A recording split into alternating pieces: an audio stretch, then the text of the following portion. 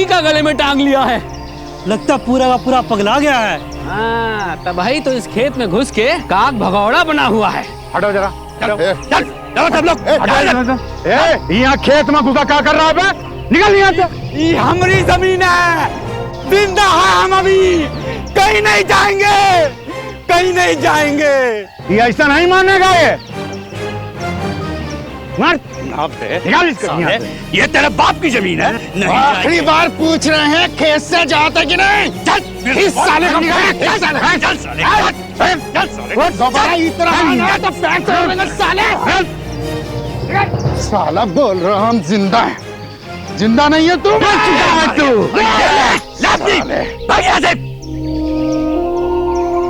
ये बड़ी हैरत अंगेज घटना। एक जिंदा चलता फिरता आदमी कभी ये नहीं कहता कि मैं जिंदा हूं, और कितनी हैरानी की बात है कि उस भीड़ में वो आदमी अपने गले में तख्ती लटकाए ये कह रहा है कि वो जिंदा है।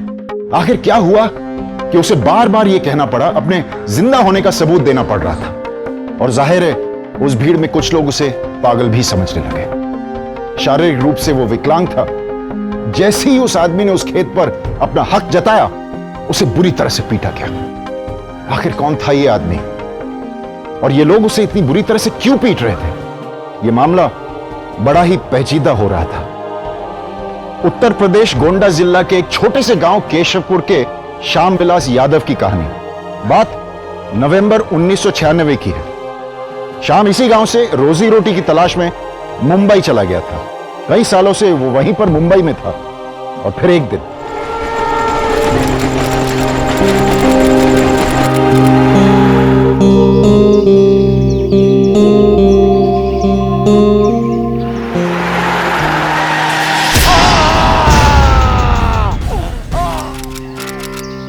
तुम ही श्याम की बीवी हो ना? नेहा। बहुत बुरी तरह से एक्सीडेंट हुआ था। ये उसकी एक्सरे रिपोर्ट, और रिपोर्ट के मुताबिक अब पूरी जिंदगी वो लंगड़ाता हुआ चलेगा। और एक खास बात कि अब से उन्हें ऐसा कोई भी काम नहीं करना है कि जिसकी वजह से उनके पैरों पे जोर पड़े। ठीक है? पता नहीं अब कैसे चलेगा। पैर नहीं टूटा, हमारी किस्मत टूट गई। मुन्ना भी छोटा है, उसे छोड़ के तुम भी काम पे नहीं जा सकती, और हम भी बेकार बैठे अब। ऊपर से ये अस्पताल इतना महंगा कि जो कुछ पैसा बचा था सब खत्म हो गया। अब दीप दुखाने से क्या फायदा? कुछ ना कुछ कर लेंगे। क्या कर लेंगे? कुछ आता जाता भी तो नहीं, और पढ़े भी तो 6 क्लास तक। हम तो कब से कहे आपसे वापस गांव ही चलते। इतना दिन से जो पैसा कमाए गांव ही तो भेजते आए चाचा जी को जमीन खरीदने के लिए। कितना दिन हो गया गांव जाके। बाबूजी मरे तब भी गांव नहीं जा पाए, उस ठेकेदार के कारण। हाँ, अब बस हो गया ये दिल्ली बम्बई, वापस गांव चलते हैं। जमीन है अपनी, कुछ ना कुछ कर लेंगे। ठीक है, अगले हफ्ते चलते हैं गांव।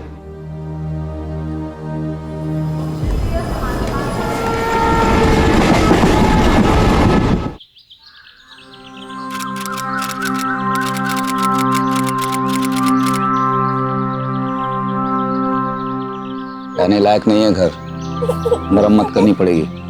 वो कह रहे थे ना किशन चाचा यहीं पे रहते, उनके घर चलते हैं। मुन्ना को बहुत ही भूख लगी है। वैसे आने से पहले उन्हें बता देना चाहिए था। अरे कौन सा हम उनके घर हमेशा के लिए रहने जा रहे हैं। बस ई का मुरम्मत साफ सफाई कर लेंगे, यहीं पे रह लेंगे। अब चलो। ठीक है, ये लो।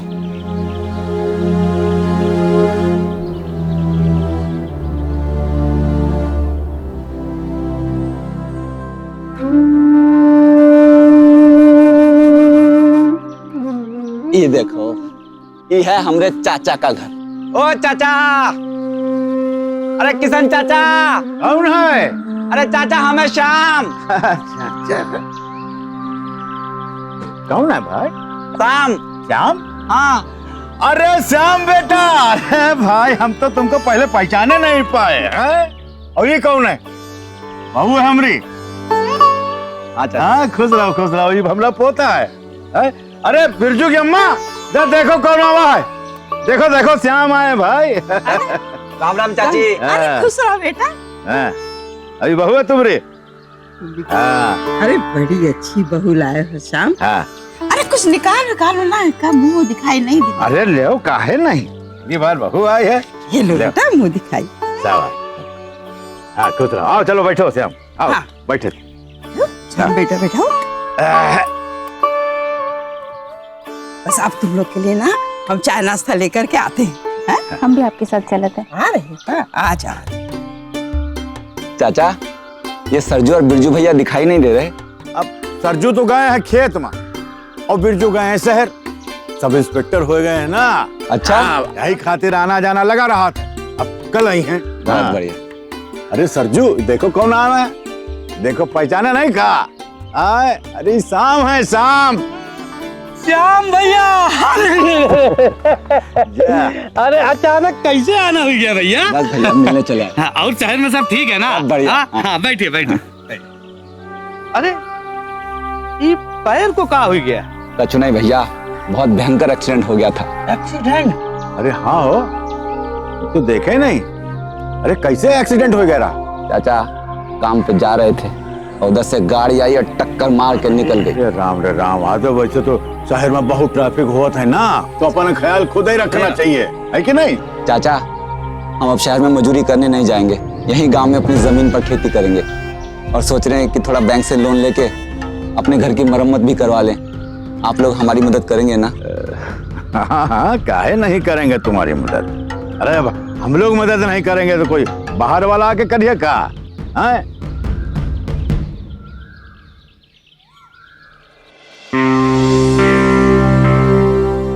क्या नाम बताया था आपने? श्याम यादव। हाँ, आप अपने साथ कुछ परिचय पत्र वगैरह लाए हैं? साहब हमारे पास ये जन्म प्रमाण पत्र है। ठीक है, आप ये मेरे पास छोड़ दीजिए। मैं एक बार जमीन के कागजात देखकर भूमि नियोजन कार्यालय से चेक कर लेता हूँ कि आपको लोन मिल सकता है कि नहीं। वैसे कितने तक मिल सकता है? ये तो हम देखकर नहीं बता पाएंगे, आप कल आ जाइए। ठीक है सर। बैंक के ऑफिसर को मिलकर लोन की उम्मीद लिए शाम वापस घर लौट आया। उसे यही लग रहा था कि बैंक से कर्जा मिलकर वो अपना घर ठीक करवाकर खेती शुरू कर देगा। एक्सीडेंट की वजह से शाम की आर्थिक हालत काफी खराब हो गई थी, लेकिन कर्जा मिलने के बाद उसकी जिंदगी वापस पटरी पे आ जाएगी। पर अगले दिन लोन ऑफिसर की बात सुनकर शाम के पैरों तले जमीन खिसक गई। मैं पता कर चुका हूँ, रजिस्ट्रार कार्यालय के अनुसार श्यामविलास यादव की मौत हो चुकी है, इसलिए श्यामविलास यादव को लोन नहीं दे सकती। और हाँ, तुम जिस जमीन को अपना बता रहे थे लोन के लिए, वो तो किसी और के नाम पर है। सर आपसे कोई गलती हुई है, हम ही श्याम है, श्यामविलास यादव। हम आपके सामने हैं, हम मरे हुए कैसे हो सकते हैं? मैं इसमें आपकी कोई मदद नहीं कर सकता। मैं तो वही कह रहा हूँ जो ये रिकॉर्ड दिखा रहे हैं। साहब वो जमीन अभी किसके नाम पर है? आप भूमि सुधार विभाग चले जाइए, वहां पर आपको सभी रिकॉर्ड मिल जाएंगे। शाम अपना जन्म प्रमाण पत्र यानी बर्थ सर्टिफिकेट लेकर बैंक गया, इसी उम्मीद के साथ कि उसे लोन मिल जाएगा और इसी लोन के साथ वो अपनी जिंदगी को बेहतर बना सके। लेकिन वहां उसे अपनी ही मौत की सूचना मिली। ये कितनी हास्यास्पद और साथ में दिल दहला देने वाली बात है कि एक आदमी को सरकारी कागज से अपनी ही मौत की खबर मिलती है। शाम को भी इस बात पर यकीन नहीं हो रहा था, लेकिन सरकारी फाइलों के सच के सामने वो बेबस था। क्या चल रहा है कुछ समझ नहीं आ रहा, कुछ तो गड़बड़ है। वो अफसर कह रहा था कि श्याम मर चुका है। अरे मरे तुम्हारे दुश्मन, ये सब बात तुम चाचा से काहे नहीं कहते हो? उन्हें फिजूल में काहे परेशान करें, कल सुबह जाके हम खुद पता कर लेंगे बात क्या है। चलो तुम सो जाओ।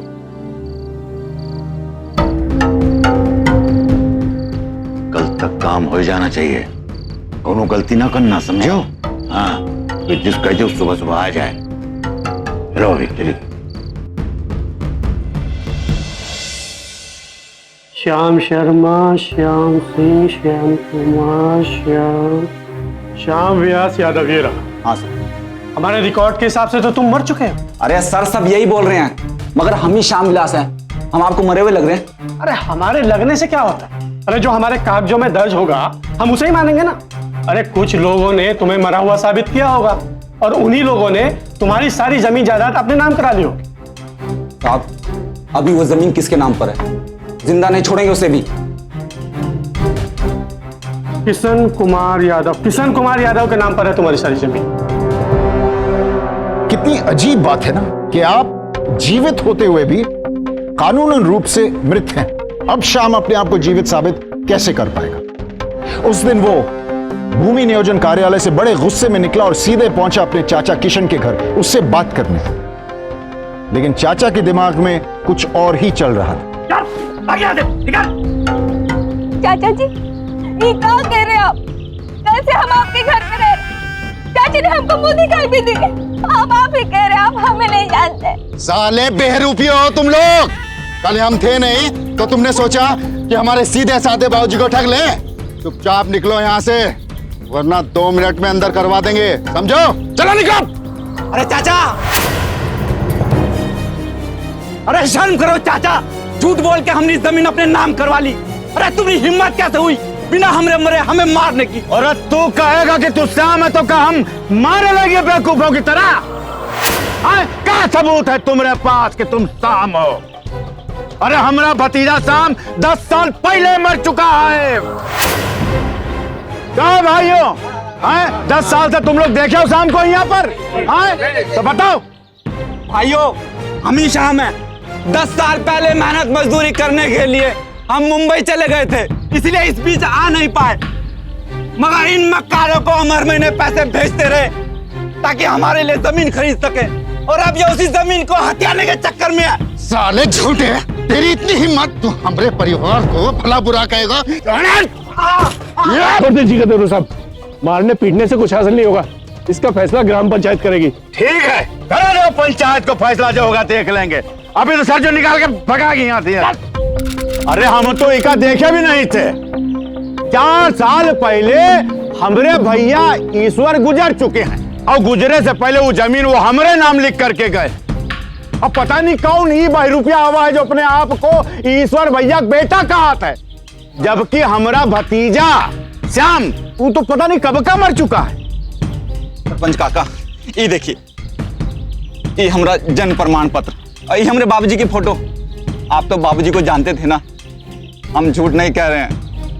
आप ही कुछ कर सकते हो, सब आपकी बात मानते हैं। भाइयों, मुझे तो लगता है झूठ बोल रहा है। और हमें तो लगता है ये शाम ही है। अरे हमें तो देखते ही पहचान गया। लेकिन बोले कौन कि किशन का बेटा दरोगा है, कहीं हमें फंसा ना दे। 10 साल का अरसा बहुत लंबा अरसा होता है, और ये जन्म प्रमाण पत्र और जमीन जायदाद के मामले पंचायत के अधिकार क्षेत्र से बाहर के हैं। तब हम क्या करें? देखो, तुम्हारा मृत्यु प्रमाण पत्र रजिस्ट्रार ऑफिस में बना है? तो तुम वहीं जाओ, वही कुछ करेंगे।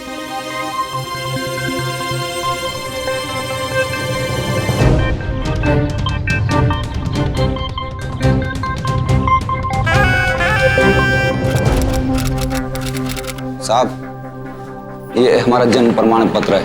हमारा नाम श्याम विलास यादव है। अब देखिए ना, हम जिंदा हैं और वो हमें मरा हुआ घोषित कर रहे हैं। देखो, ये अकाउंट ऑफिस है। अब ऐसा कीजिए, आगे चले चलिए, ठीक है? ये भी रखिए अपने पास।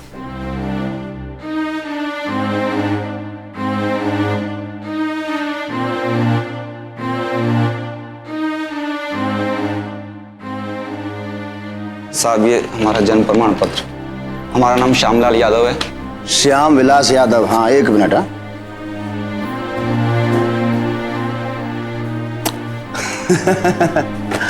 अरे भैया, इस फाइल में तुम मर चुके हो।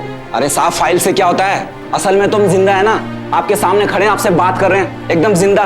देखो भैया, तुम झूठ बोल सकते हो, पर ये सरकारी फाइल क्यों झूठ बोलेगी? अरे साहब, हम झूठ कहाँ बोल रहे हैं? हम ही श्यामलाल यादव हैं, और हमारे चाचा ने वो जमीन हमें मुर्दा घोषित करके अपने नाम करवा ली। कुछ करिए साहब, वरना हम भूखे मर जाएंगे। ओ, जमीन तो तुम्हारी जमीन पर कब्जा हुआ है? हाँ, तो अरे भैया, फिर भूमि नियोजन कार्यालय में जाओ ना, फिर काम का हमारा क्यों टाइम खराब कर रहे हो? हाँ, जाओ यहाँ से। अरे साहब, जमीन पे कब्जा हुआ है क्योंकि आपने हमें मृत घोषित किया है। विनोद, इन्हें बाहर करिए। अरे कैसे बाहर करिए? काम करो हमारा पूरा। काम करो, जाइए आप। अरे छोड़ो यार, अरे ऐसे कैसे? ये बाहर। अरे हम जिंदा यार, शाम है। टाइम खराब मत कीजिए। टाइम खराब मत कीजिए।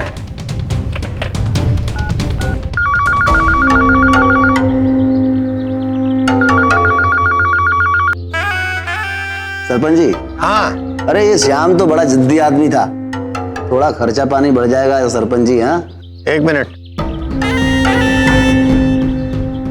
अरे तुम चिंता मत करो, कल सुबह तक आपका माल आपके पास पहुंच जाएगा। धन्यवाद सरपंच जी। हो सकता है ये आपको अविश्वसनीय, अजीब लगे, लेकिन अफसोस ये बहुत आम बात है। और इस दुखद और घिनौने काम के पीछे कारण क्या है? कारण बहुत साफ है। अपने रिश्तेदार या नजदीकी लोगों को मृत घोषित करके उनकी संपत्ति पर कब्जा कर लेना। कई लालची रिश्तेदार बड़ी आसानी से घूस देकर किसी को भी मृत दिखा देते हैं और फिर उनकी जमीन जायदाद अपने नाम करवा लेते हैं। श्याम के साथ भी ऐसा ही हुआ। मोटी रिश्वत के बल पर चाचा किशन ने उसे मृत दिखाकर उसकी जमीन हड़प कर ली। 2 हफ्ते और बीत गए। श्याम के पास ना तो रहने की कोई जगह थी, ना ही रोजी रोटी का कोई आसरा। वो किसी तरह से अपनी उसी टूटी झोपड़ी में रह रहे थे। पर किशन को यह भी मंजूर नहीं हुआ और एक दिन उन्होंने उसको, उसकी पत्नी और छोटे से बच्चे को वहां से भी निकाल फेंका। श्याम गांव में हर किसी के पास मदद मांगने गया, पर सभी को किशन और बिरजू का डर था। श्याम बेटा, आजकल सरपंच और किशन की आपस में बहुत घुट रही है और उसका बेटा बिरजू हमारे यहाँ का कोतवाल हो गया है। उनके डर से कोई भी तेरे साथ खुलकर नहीं आ सकता। एक काम क्यों नहीं करता श्याम? वो तेरी बुआ है ना, बिलारा में है जो, तू उसके पास चला जा, शायद वो तुम लोगों की कुछ मदद कर सके। और इस तरह किशन चाचा ने हमारी जमीन अपने नाम कर ली। हमका तो लागत कि ई किशन अपन भाई और भतीजा के साथ ये सब क्यों कर रहा है? पर आप ये तो मानते हैं ना कि हम ही श्याम है। अरे हम बूढ़ा जरूर हो गए हैं, लेकिन अभी भी हमार आंख और दिमाग दोनों दुरुस्त हैं, दुरुस्त। हाँ। अरे अरे मुन्ना, अरे ये मुन्ना का शक्ल देख के तो हमें तुम्हारा बचपन याद आई गवा। बस तो बुआ, आपको हमारी एक मदद और करनी पड़ेगी। आपको हमारे साथ केशवपुर चलना होगा। सरकारी दफ्तर में हमारे साथ चल के बाबू के सामने कहना होगा कि हम ही श्याम हैं और किशन चाचा के खिलाफ गवाही देनी होगी। हाँ चलो। अरे माँ, ये लोग कौन है? अरे शाम है, शाम। ईश्वर मामा का बेटा। ईश्वर का श्याम? माँ तो सठिया आ गई है। अरे उम्र हो गई तुम्हारी। श्याम बहुत ही पहले मर चुका है। अब कोनो बहरूपिया आके तुमको कुछ भी बोलता है, फट से मान लेती हो। अरे मोहन, हम मरे नहीं हैं। ये ज्यादा नौटंकी नहीं। चल भाग यहाँ से, निकल निकल नौटंकी। अरे बुआ, बुआ हम ही श्याम है। चल जल्दी निकल। मानो मोहन। अरे बुआ हम ही श्याम है। अरे मोहन हमारी बात मानो। माँ तुम सठिया आ गई हो, तुम्हारी उम्र हो गई है, तुम कुछ नहीं समझती हो। किशन मामा ही ठीक है, इसके साथ आगे क्या मिलेगा? है? अरे उनका बिरजू आया था फैक्ट्री पे, बोला हमने मदद की तो हमको भी जिंदा मरवा देगा, फिर रोती रहना। नहीं मान, नहीं, हमको इस सब झंझट में नहीं पड़ना। श्याम को लगा कि बुआ उसे जरूर पहचान लेगी और वो बुआ को गवाह के तौर पर पेश कर सकता है, लेकिन वहां भी उसे निराशा ही हाथ लगी। तमाम कोशिशों के बावजूद श्याम अपने जिंदा होने का सबूत नहीं ला पा रहा था। उसकी हर कोशिश नाकामयाब हो रही थी और इसके कारण वो बेचैन और हताश हो रहा था। और इसी बेचैनी की वजह से श्याम ने सोचा कि उसे कुछ अलग, कुछ हटकर करना चाहिए, ताकि ऊंचे कुर्सी पर बैठे लोगों का ध्यान उसकी तरफ खींच जाए और वो अपनी बात उन तक पहुंचा सके। अरे मर गए रे, अरे मार दिया रे, अरे मर गया रे, अरे मार दिया हमको। अरे भाई, कौन मर गया है और इसे स्मशान ले जाने की जगह इसकी चिता यहाँ क्यों लगा रहे हो? अरे अपनी मौत का शोक मना रहे हैं। और शमशान कहाँ जाएं? शमशान में तो असली मुर्दे जलते हैं। हमें तो सिर्फ फाइलों में मारा है, और जिस दफ्तर ने हमें मारा है उस दफ्तर के सामने चिता से अच्छी जगह और क्या हो सकती है? पागल है ये तो। अरे क्या पागल है? जिंदा आदमी को ऐसे मार डालेंगे तो ऐसा ही होगा ना।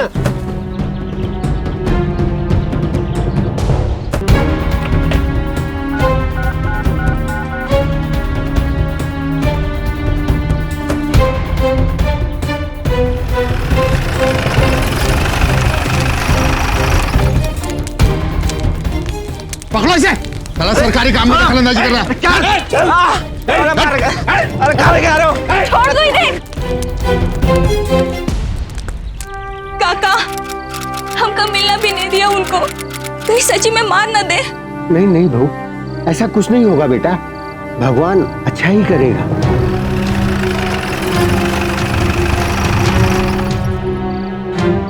अरे ये क्या? श्याम, क्या हो गया? श्याम बेटा, अरे क्या हो गया? पानी लाओ, पानी लाओ। अरे ये तुम्हारा माथा। ओहो, कितनी बुरी तरीके से इन दुष्टों ने तुम्हारी ये हालत की है। ये हाँ लाओ, ले बेटा पानी पी। क्या पानी हो पी। गया आपको? कितना समझाया हमने श्याम तुमको कि उन दुष्टों से मत भिड़ो। कितना लग गया आपको? वो किशन नाम का राक्षस तुम्हें मार ही डालेगा, तुम्हारी जान ले लेगा। अब तुम ही समझाओ इसे। अरे ना, ठीक है संभल के, चिंता मत करो, संभल के। चिंता मत करो, कुछ नहीं हुआ हमको, कुछ नहीं हुआ। अच्छा ठीक है, इधर आओ, इधर आओ हमारे साथ। आओ इधर बैठकर हम तुम्हें समझाते हैं। हाँ, बैठ जाओ, यहीं बैठ जाओ। हाँ हाँ, धीरे से, धीरे आहिस्ते। श्याम बेटा, जो आज नहीं हुआ जरूरी नहीं कि वो कल नहीं होगा। वो लोग बहुत ही शैतान लोग हैं। और फिर बेटा समझने की कोशिश करो, तुम्हारे साथ बहू है, छोटा मुन्ना है, इनकी जिम्मेदारियां हैं, और न रहने के लिए घर है और न कोई काम। मेरी बात मान बेटा, मेरी एक चाय की दुकान है, मेरी उम्र अब ज्यादा हो गई है, ज्यादा काम मुझसे होता नहीं।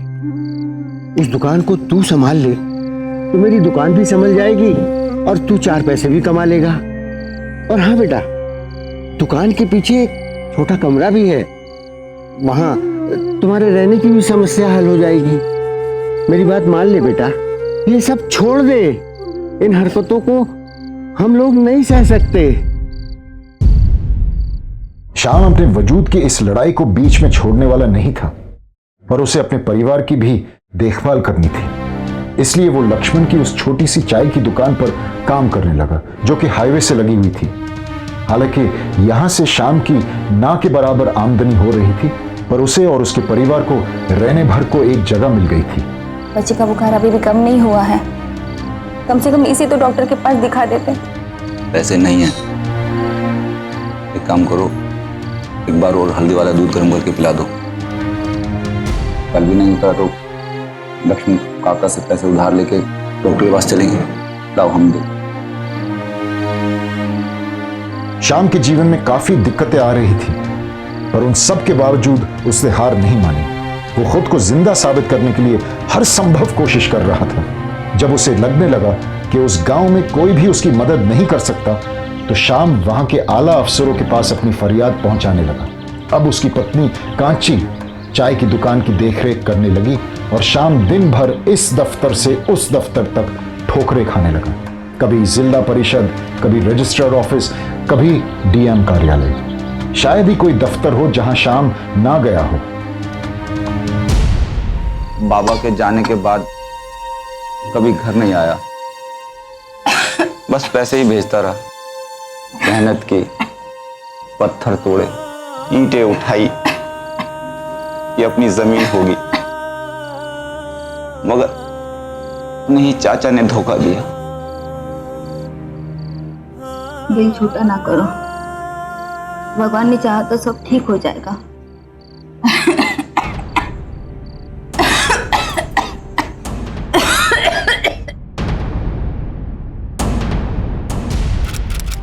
डॉक्टर साहब क्या हुआ? इन्हें टीबी हो गया है। शहर जाओ, वहाँ बड़े अस्पताल में इलाज होगा, तभी कुछ हो सकता है, और अगर देर हुई तो बचना मुश्किल है। डॉक्टर साहब, इलाज में कितना खर्चा आएगा? ज्यादा नहीं, लेकिन 1000-2000 तो लग ही जाएंगे। 1000? जी।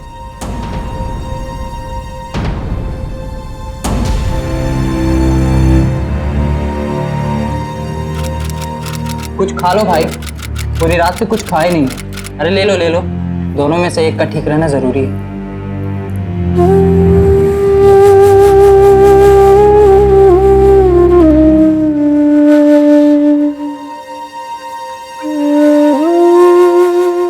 कैसे बचाऊं तेरी माँ को? जमीन होती तो उसे बेच के, और वो भी तो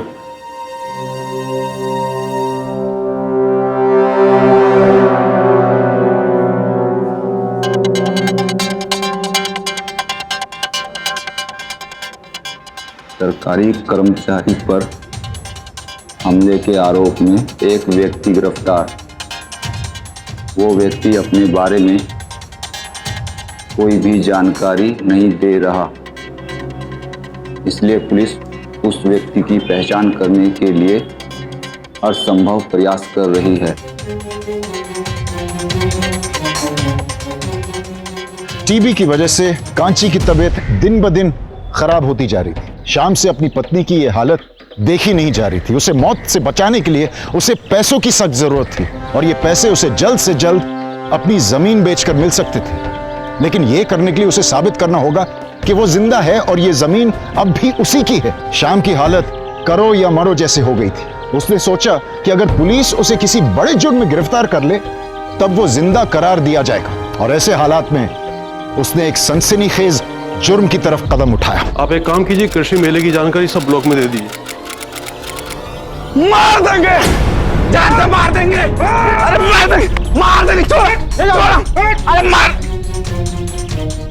कुछ भी करके उसको निकाल वहां से, वरना हम सब तो गए। अरे डीएम साहब कल खुद आने वाले हैं मामले को देखने के लिए, और अगर उन्हें सच का पता चल गया तो तेरी नौकरी तो जाएगी, जेल भी हो सकती है। और सुन, राधे लाल जी का फोन आया था, कह रहे थे कि डीएम साहब दिल्ली जाने वाले हैं परसों कुछ दिनों के लिए। जब तक लौटेंगे सारा मामला ठंडा पड़ जाएगा। अभी के लिए तू देख ले बस। ठीक है। भरत सिंह, इसको इतना मारो कि कुछ बोलने के लायक ना रहे, ना ही इसकी शक्ल पहचानने के लायक रहे। बस इतना ध्यान रखना कि ये मरे नहीं।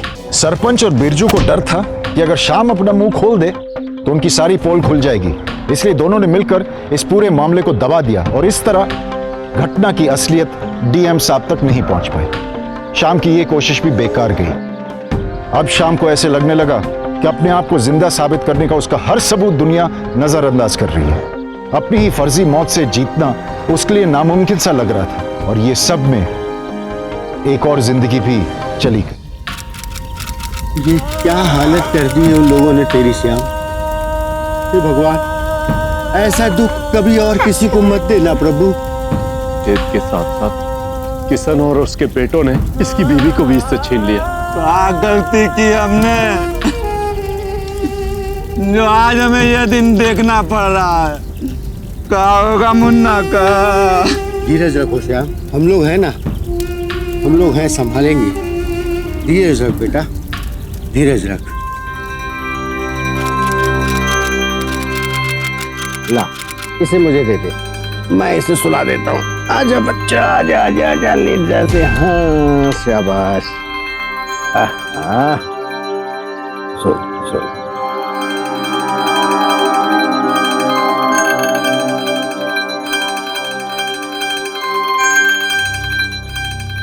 कुछ खा ले किशन, कितने दिनों से तुमने कुछ खाया नहीं है। अरे इस तरह भूखे रहोगे तो तुम्हारी तबीयत ज्यादा बिगड़ जाएगी। मन नहीं कर रहा काका, अब तो बस एक ही काम है, किसी तरह सच साबित करना है हमें। इतनी जिद मत करो श्याम।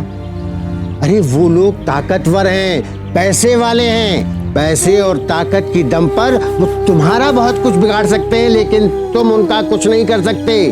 तुम उनसे नहीं जीत सकते, मेरी बात को समझो श्याम।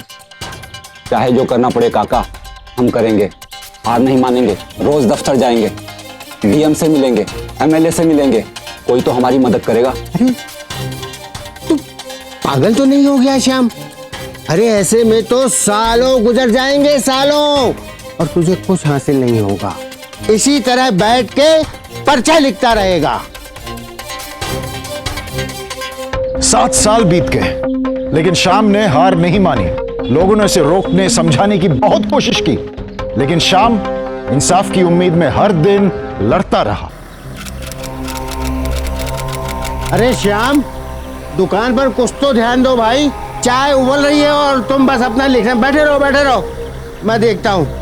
तुम्हारा तो ये लिखना ही मेरे समझ में नहीं आ रहा है, आखिर इससे तुमको हासिल क्या हो रहा है? 8 साल हो गए पूरे ये पर्चेबाजी करते हुए। तुम्हें कोई फायदा हुआ भैया? और क्या असर पड़ा उस किस्ना पर? देखो श्याम, अपने बच्चे को देखो, उसे प्यार चाहिए श्याम, उसे अपना बाप चाहिए। वो बाप जो कि जिंदा हो, और जब तक वे हमें जिंदा नहीं मानते हम कोशिश करते रहेंगे।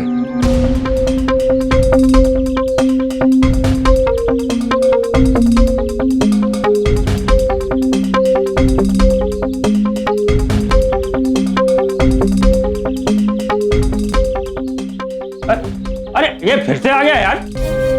चलो जाओ यहां से, चलो चलो। सब कौन था वो? सब वही पागल आदमी फिर से पर्ची डाल गया। पर्ची? कौन सी पर्ची? सॉरी सब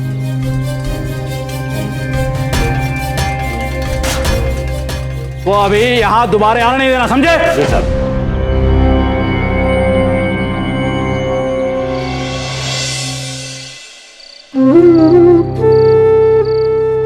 बाबा खाना खा लो, खाना रखा है। काश तेरी माँ होती तो मुझ जैसे बेकार बाप के लिए तुझे ये सब झंझट अकेले ना झेलने पड़ते। खाना पीना पढ़ाई लिखाई सब अकेले करना पड़ता। नहीं बाबा, कोई बात नहीं, आप बहुत अच्छे हैं। आप भी अपना काम करते रहे, मैं भी अपनी पढ़ाई करते रहूंगा और अम्मा से भी कोई शिकायत नहीं करूंगा। शाबाश बेटा। श्याम भाई। बेटा अंदर चलो, मैं आता हूँ। नमस्ते, मेरा नाम सखाराम है। इस पर्चे के जरिए मैं आप तक पहुंच पाया। ये आपके पास कैसे? मैं आजमगढ़ से हूँ, काम के लिए आया था, तभी दफ्तर के बाहर मुझे पर्चा मिला। मेरे साथ भी ऐसा ही हुआ है। मेरे चचेरे भाई ने पारिवारिक संपत्ति हथियाने के लिए मुझे मृत घोषित कर दिया और सब कुछ अपने नाम पर कर लिया। अब तक हम सोचते थे कि हम ही ऐसे हैं जिसके साथ ये सब हुआ है, और अब हमें लगता है कि हमारे अलावा और भी लोग हैं जिनके साथ ये सब हुआ। बिल्कुल हुआ है। आज तक हम उन लोगों को ढूंढते रहे जो हमारी मदद करते थे, पर अब हमें उन लोगों को ढूंढना है जो हमारे जैसे हैं, ताकि हम मिलकर आवाज उठा सकें। जोरदार आवाज, तब शायद सरकार तक हमारी बात पहुंचे, तब कोई सुनवाई होगी। सही कह रहे हो भाई, पर क्या सरकार हमारी बात को सुनेगी? सखाराम, क्या तुम इस लड़ाई में मेरे साथ हो?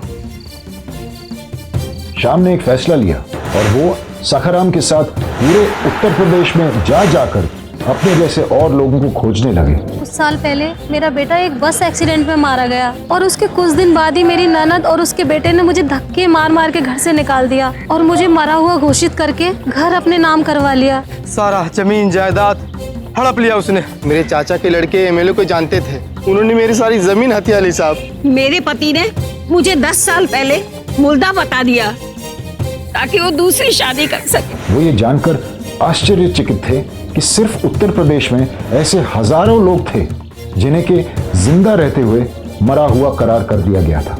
उनमें से कुछ लोग इसके खिलाफ लड़ रहे थे, पर अधिकतर लोगों ने इसके साथ समझौता कर लिया था। पर श्याम उन सभी लोगों से मिलकर उन्हें संगठित कर इसके खिलाफ आवाज उठाने के लिए निकल पड़ा था। धीरे धीरे काफी लोग इस लड़ाई में श्याम के साथ आ चुके। सबने मिलकर एक संगठन बनाया, जीवित मृतिक संघ। और जिन लोगों के लिए संभव होता वो महीने में 2 बार केशवपुर के इस चाय की दुकान पर मिलते और अपनी समस्याओं के बारे में बात करते और उनका हल ढूंढते। ज्यादातर लोगों की कहानियां एक समान थी, या तो परिवार वालों ने पैसों की लालच में आकर, संपत्ति की लालच में, या फिर पतियों ने नई शादी की चक्कर में उन लोगों को मृत घोषित कर दिया था। लेकिन इतनी कोशिशों के बावजूद इन लोगों की बातें सरकार की ऊपरी अफसर्स तक पहुंच नहीं पा रही थी। श्याम भाई, कुछ करना होगा ताकि हमारी बात सुनी जा सके, सरकारी लोग हमारी बात पर ध्यान दें। पर करें तो करें क्या, कुछ सूझ ही नहीं रहा। नमस्कार, आप सभी गांव वालों को हमारी पार्टी की तरफ से एक नम्र निवेदन है कि इस चुनाव में बलेश सिंह जी को अपने भारी से भारी वोट देकर विजयी बनाएं। धन्यवाद। हम भी इलेक्शन में खड़े होंगे। अरे पर ऐसे कैसे? सरपंची के चुनाव में वो लोग तुम्हें खड़े ही नहीं होने देंगे श्याम। अरे चाचा, सरपंच के लिए नहीं। तो फिर कौन सा चुनाव लड़ेगा बेटा? श्याम ने एक योजना बनाई जिससे उनकी हालत सरकार तक पहुंच जाए। उसने चुनाव लड़ने का फैसला कर लिया, क्योंकि अगर वो अपने नाम से नामांकन पर्चा भरे, उसका नाम उम्मीदवारों की लिस्ट में आ जाए और वो चुनाव लड़ ले, तो श्याम वो लिस्ट सरकार को अपने जिंदा होने के सबूत के तौर पर पेश कर सकता था। और बाकी जो दूसरे लोग हैं सर, एक निर्दलीय उम्मीदवार है जिसकी अपनी पार्टी है, वो इसी साल इलेक्शन में खड़ा होना चाह रहा है। कह रहा था कि उसकी पार्टी का लीडर एमएलए की पोस्ट के लिए फाइट करेगा। आप 5 मिनट के लिए उनको अपॉइंटमेंट दे सकते हो। ओके सर, ठीक है। अच्छा, जो मैंने आपको बोला था वो आप कर दीजिए।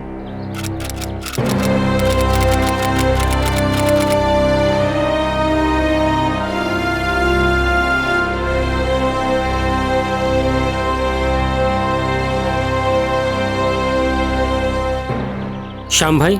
हाँ। किडनी बेचने की क्या जरूरत थी? वैसे भी इतने कमजोर हैं आप पहले से। हमें निर्वाचन आयोग में बुलाया है। उन्होंने कहा है कि चुनाव लड़ना है तो 10,000 रुपए जमा करने पड़ेंगे जमानत के तौर पर, नहीं तो हम चुनाव नहीं लड़ पाएंगे। आप पैसे भी हैं और आप लोगों का साथ भी। पर पैसों के लिए ये सब करने की जरूरत नहीं है ना, और भी रास्ते हैं पैसे लाने के। हमें यही ठीक लगा।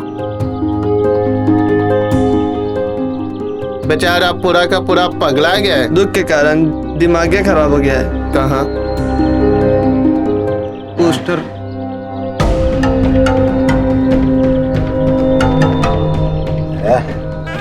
क्या क्या कर रही है? अरे क्या कर रहे हो? ये देखा, हमारे प्रधानमंत्री इनका फोटो।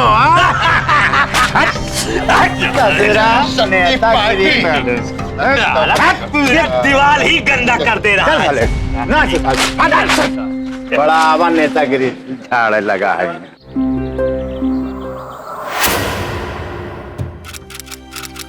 क्या यही वो आदमी? यस, देखने से तो बिलो पॉवर्टी लाइन किसान लगता है। Yes sir. खुद को साहब क्या समझते हैं आप, जो विधानसभा चुनाव लड़ने की बातें कर रहे हैं? आप हैं कौन? साहब, हम भारत के नागरिक हैं और जीवित हैं। हमारी उम्र 18 साल से अधिक है और हम जमानत के 10,000 रुपए लेके आए हैं, और हमारे नामांकन पत्र का समर्थन करने वाले 10 लोग भी हैं। ये देखिए, हमारे नामांकन पत्र का समर्थन करने वाले 10 लोगों के अंगूठे के निशान इस अर्जी पर है। देखिए, वो सब ठीक है, लेकिन आप ऐसा क्यों कर रहे हैं? हम सब यही चाहते हैं कि साबित कर सकें कि हम जिंदा हैं। सर, इस कागज के हिसाब से हम मरे हुए हैं, लेकिन एक मरा हुआ इंसान तो इलेक्शन नहीं लड़ सकता ना सर। तो हम ये चुनाव लड़कर ये सबूत देना चाहते हैं कि हम और हमारी पार्टी के सारे लोग, जिन्हें की फाइलों में और कागजों में मार दिया गया है, जिंदा हैं। देखिए, मुझे लगता है आपकी दिमागी हालत इस समय ठीक नहीं है, क्योंकि इलेक्शन लड़ने के लिए कम से कम मतदाता पहचान कार्ड की आवश्यकता होती है। वोटर्स आईडी कार्ड है तुम्हारे पास? नहीं। अगर तुम्हारे पास वो नहीं है तो तुम ये चुनाव नहीं लड़ सकते हो। तुम्हारी उम्मीदवारी इसी बिना पर डिसमिस की जाती है, क्योंकि कोई भी मृत व्यक्ति, भले ही वो कागज पर मरा हो, चुनाव नहीं लड़ सकता है। अब आप जा सकते हैं। श्याम को भले ही वो चुनाव लड़ने की अनुमति नहीं मिली हो, पर उसके इस प्रयास के कारण उसके बारे में दूर दूर तक चर्चा होने लगी। मैंने आपके बारे में इंटरनेट में पढ़ा है। हम लोग आपकी कहानी लोगों तक पहुंचाना चाहते हैं। जी, बहुत बहुत धन्यवाद जो आप हमारी बात लोगों तक पहुंचा रहे हैं। श्याम भैया के कारण ही तो हम सब यहाँ तक पहुँच पाए। श्याम भैया के कारण ही तो ये बात लोगों तक पहुंच रही है। तो क्या आप अब संगठन की तरह है? जी हाँ, 8 साल से ये हमारे लिए और हम सबके लिए एक संगठन ही है, जीवित मृतक संघ। जीवित मृतक संघ जिंदाबाद! जीवित मृतक संघ जिंदाबाद! श्याम की पूरी कहानी एक अंतरराष्ट्रीय पत्रिका में छपी और हर तरफ इस खबर की बातें होने लगी। क्या पांडे, तुम भी नहीं जानते?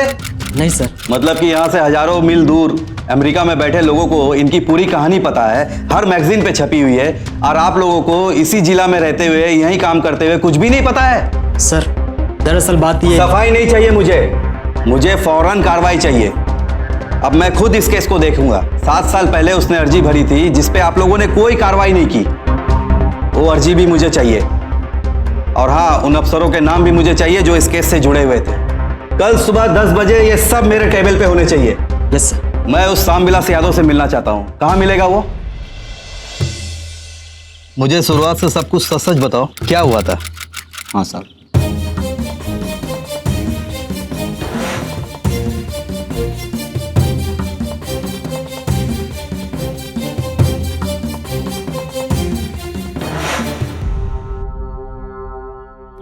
श्याम, तुम निश्चिंत हो जाओ, मैं खुद ये मामला देख रहा हूँ। तुम्हें बहुत जल्द जीवित होने का प्रमाण पत्र मिलेगा। ठीक है, चलिए पांडे जी। जी सर।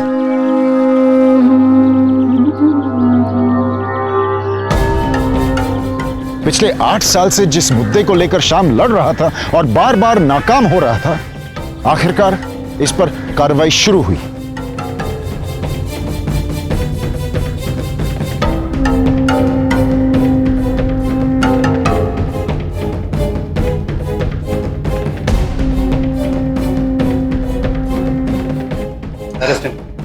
माफ कर दीजिए साहब, साहब माफ कर दीजिए।